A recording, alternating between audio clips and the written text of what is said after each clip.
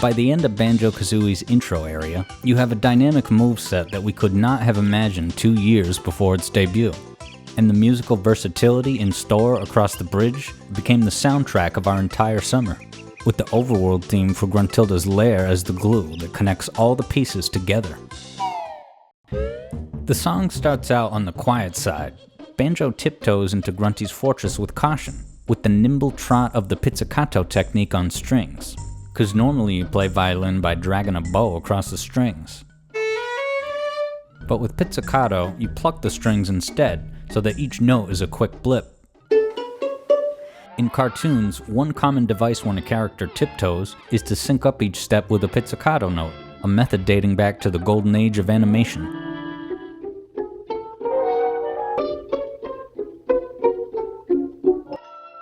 In Grunty's Lair, the syncopated pizzicato notes pluck their way through the halls, as the bear and birds sneak around this fortress, knowing they're not supposed to be here.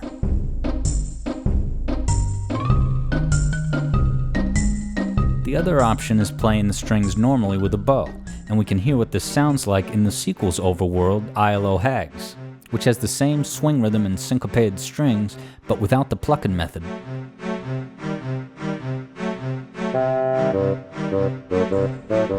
The lead melody begins with the song's most iconic refrain, in what could be considered Grunty's signature melody, the motif associated with her character. And players already have a reason to make this association, because the melody appears in the opening cutscene, the formal introduction of series antagonist Gruntilda Winky Bunyan.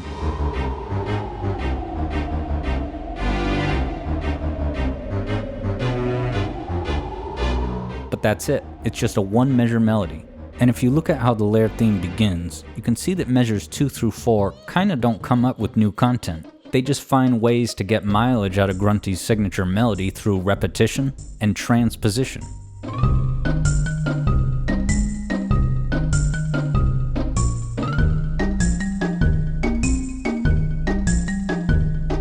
Grunty's Lair is written in the minor scale, a scale that repeats throughout the keyboard. So starting on the 1 and walking up results in the natural minor scale. But what if we use the same canvas of notes but start at this tone instead, as a temporary home base? When we walk up from here, the shape that results is the major scale. This relative major scale is embedded within the notes of the minor scale, so we can switch between the two seamlessly without needing to change keys. The song begins with the Grunty melody starting on the 1,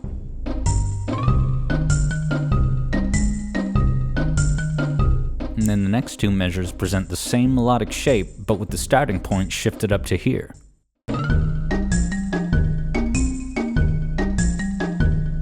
And even though the song's written definitively in a minor key, the melodic expressions don't convey sadness, instead using the minor scale more in line with something like Harry Potter, for a mystique of exciting adventures.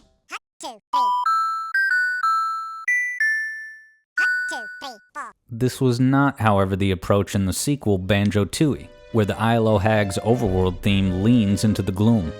Bottles is dead, Grunty is in worse shape than Old Snake, and Jam Jars does not care about your feelings.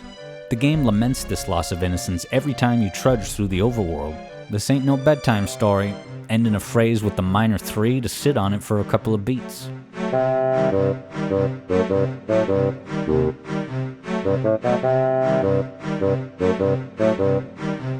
With all this emphasis on the minor 3, this track lands a few rungs below Hogwarts on the cheerful meter.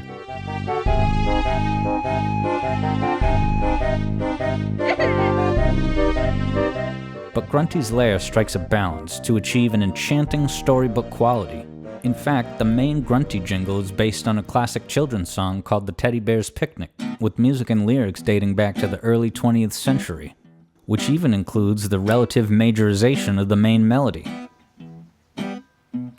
If you go down in the woods today, you're sure of a big surprise. If you go down in the woods today, you'd better go in disguise. For every bear that ever there was will gather. Series composer Grant Kirkhope elaborated on the Lair theme's connection to Teddy Bear's Picnic. I just wanted to find something really kooky that summed up Gruntilda. And I guess the bear thing worked in there because Banjo was in the adventure. So I guess those kind of two things sort of smash together and you get that kind of kooky, plodding along, witchy tune. Plodding is the ideal word to describe this composition.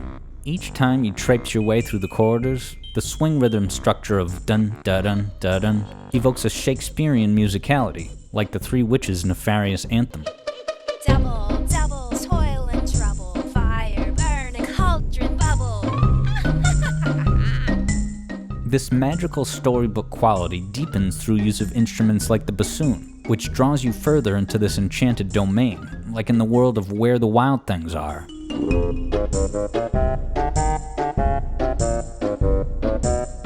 But don't get lost in the woods. There's plenty of standard options for the chords that can send us back to the one. There's the ever-trusty 5-1, the next-door neighbor 7-1,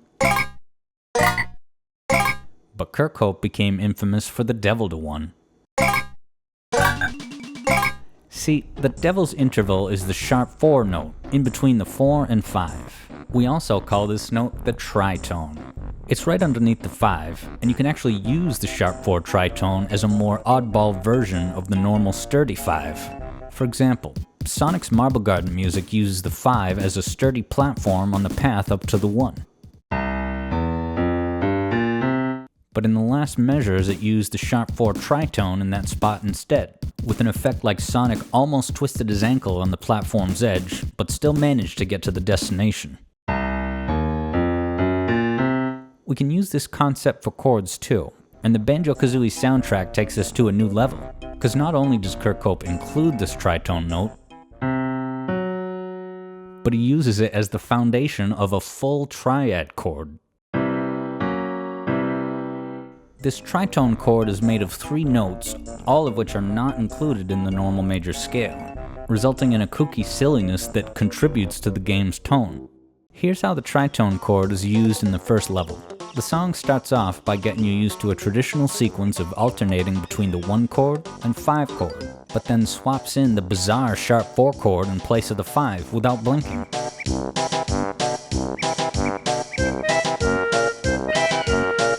This chord resolution's in Grunty's Lair as well, without managing to sound disjointed or messy.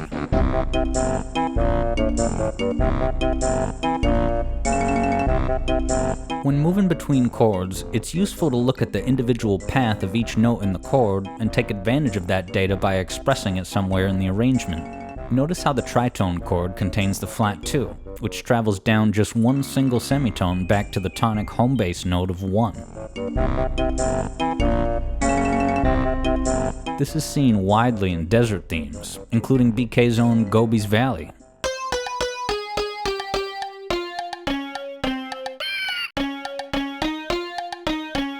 Gruntilda's Lair is not afraid to convey this flat 2-1 melody line on the lead bassoon instrument at the moment of the devil chord resolution.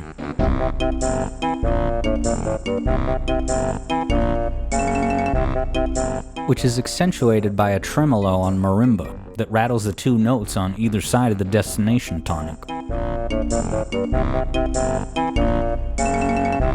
Now, Rareware was a powerhouse of dynamic music, with tracks that adapt on the fly depending on the area you're in. And at the entrance to each world, you're treated to an alternate arrangement of the Grunty's Lair theme, which reflects the environment of the level you're approaching.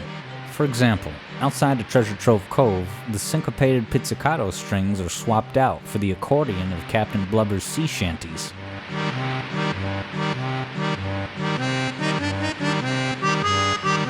Similarly, outside the swamp, the sax swaps in.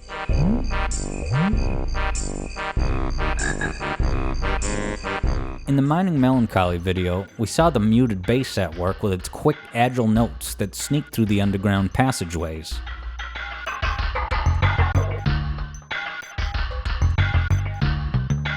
The muted bass returns outside Clanker's cavern, gearing up for a plunge down to the depths.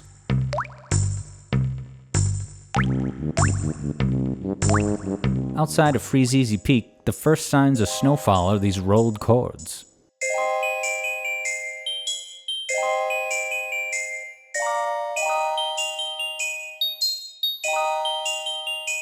A rolled chord is on the middle of the spectrum between an arpeggio, where you hit each note individually, and a regular chord, where you strike all the notes simultaneously. A rolled chord is a hybrid in the middle. It's like an arpeggio, but all the notes spill out quickly in a burst. These rolled chords sprinkle notes throughout the lands of this wintry lullaby.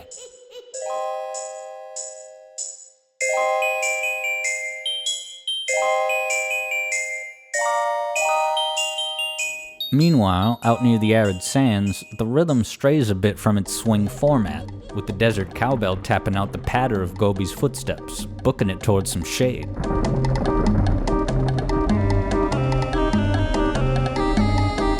Oddly enough, the Lair variation that strays from swing rhythm the most is the very first one. Instead, it has the grunts and slams of a big crew, building the type of ziggurat you see at Mayhem Temple.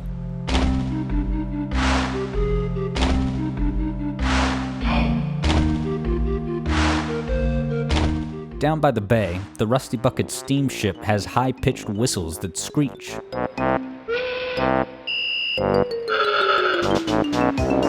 And the Lair theme outside this area makes that tremolo strain upward to a much higher peak note during the Devil to One chord change. One thing the Click Clock Wood level's good for is presenting a melody,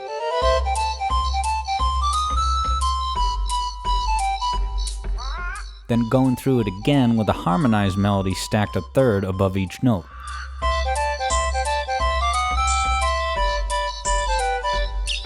It's a clever manifestation of how your actions in an early season can alter and expand what's possible later in the year.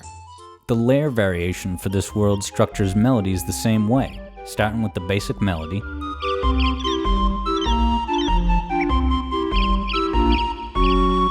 and the harmony a third above it includes a 4-3 over the minor 2-1.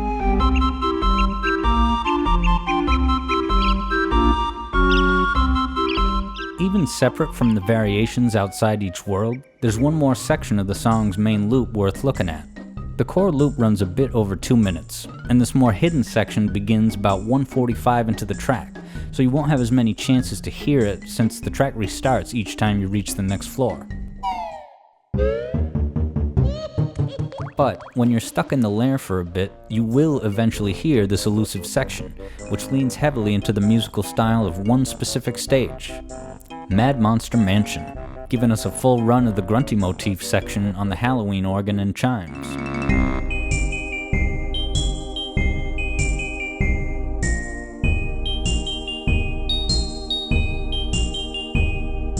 The Mad Monster Mansion level itself features this same instrument combo, and with the tritone chord to boot.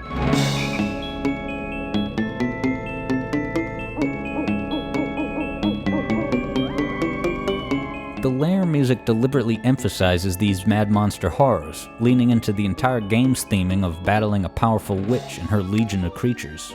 This level could have easily been billed as Grunty's Keep. She lined the dining room walls with portraits of her most important people and broom. This level also gets the spotlight in the intro cutscene, with the main melody of Mad Monster Mansion weaved into the overture, while Grunty's capturing Tootie.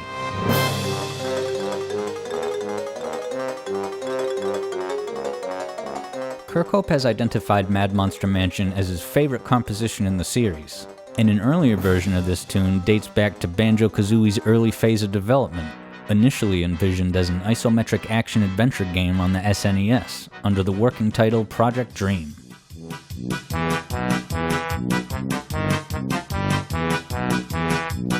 Of course, the go-to instrument in the Mad Monster repertoire is the organ, a surefire way to develop a spooky, autumnal atmosphere. One meme from ancient Hollywood was the association of an evil antagonist character with an organ rendition of Bach's Toccata and Fugue.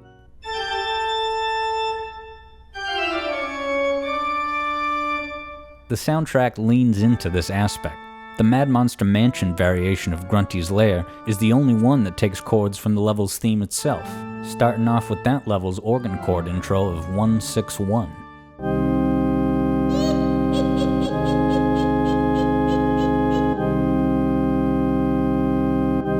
Moments like these showcase how the soundtrack is teeming with ingenuity, with the Lair theme variations providing an intriguing glimpse of what's in store later in the adventure. Because keep in mind, these instrument swaps occur not just outside the world's entrance, but also at each level's puzzle board. Imagine if Super Mario 64 had a first-floor telescope to glimpse at a future level, with additional clues slipped in through a dose of its instrumentation style.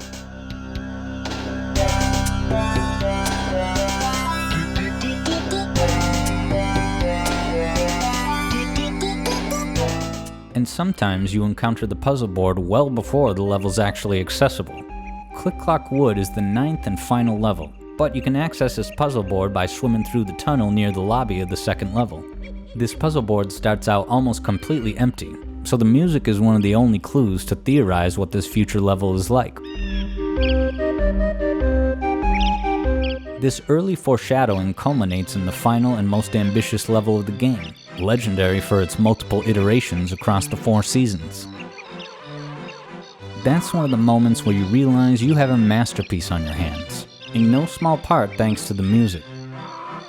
I get tripped up with this narrow walkway in the swamp level, but at least there's this hilarious "You Lose" jingle, and I can imagine Grant Kirkhope cracking up in his composition studio when he made it.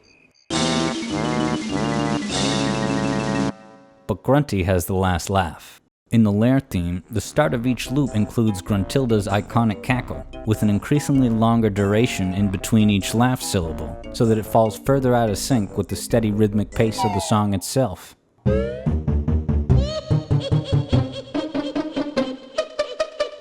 And you could determine the exact rate of deceleration to interpret patterns in the math, but that was not on the menu in '98. We were captivated, drawn into this spellbinding fairy tale, with a soundtrack where every note pulls us deeper into its world, to stay etched in our hearts for life.